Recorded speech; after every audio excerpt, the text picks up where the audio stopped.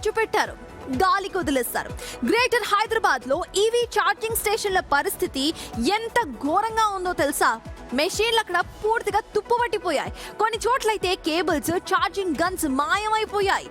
EV స్టేషన్లు ఇలా అనాథల్లా అసలు ఎందుకు మారిపోయాయి అన్నట్టు.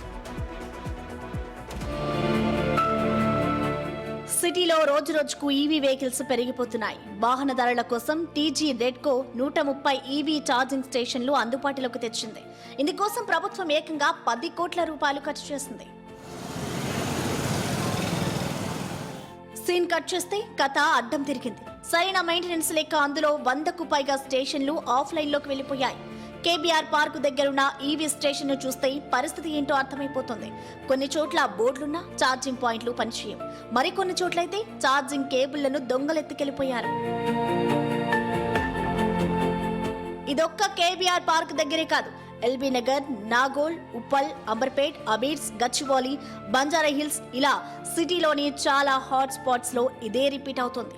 మనం వెళ్ళి ఛార్జింగ్ పెడితే అక్కడ వెహికల్స్ ఛార్జింగ్ ఉండదు, ఆ పోర్ట్స్ పనిచేయవు, ఎలక్ట్రిసిటీ పనిచేయదు. ఒకవేళ ఛార్జింగ్ పెట్టుకుందామన్నా కూడా అక్కడ అవైలబిలిటీ ఫెసిలిటీస్ ఉండవు. ఒక వ్యక్తి అక్కడ పెట్టుకోవడానికి కూర్చోడానికి మినిమం 1-2 అవర్స్ పడుతుంది ఛార్జింగ్ అవ్వాలంటే. సో అది మేజర్ కన్సర్న్. అక్కడ కూర్చోడానికి ఫెసిలిటీ ఉండదు, ఛార్జింగ్ పెట్టుకోవడానికి ఆ పోర్ట్స్ పనిచేయవు. దీనివల్ల ఇంకోటి పెట్టినట్టు కూడా జిహెచ్ఎంసీ ఎక్కడ కూడా ప్రచారం చేయలేదు. కోట్లు ఖర్చు పెట్టి స్టేషన్లు కట్టడం వరకే చూసుకున్నారు, కానీ పర్యవేక్షణ మాత్రం జీరో. ఇప్పుడు తీరిగ్గా దొంగలు పడ్డాక సీసీ కెమెరాలు పెడుతున్నారు. మూలన పడ్డ ఈవీ స్టేషన్లు మళ్ళీ ఎప్పుడు రీస్టార్ట్ అవుతాయి? ఈవీ వాహనదారులకు ఈ తిప్పలు ఎప్పుడు తప్పుతాయి?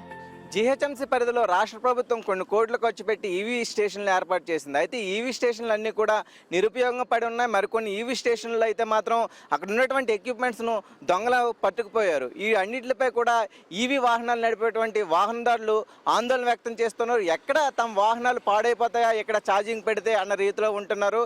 ఇప్పటికైనా సరే రాష్ట్ర ప్రభుత్వం ఈ సమస్యను ప్రత్యేకంగా దృష్టిలోకి తీసుకుని దీనిపై తగినటువంటి కార్యాచరణను రూపొందించాలని కూడా ఈవీ వాహనదారులు కోరుకుంటున్నారు. కెమెరామ్యాన్ నరసింహతో శ్రీనివాస్, బిగ్ టీవీ, హైదరాబాద్.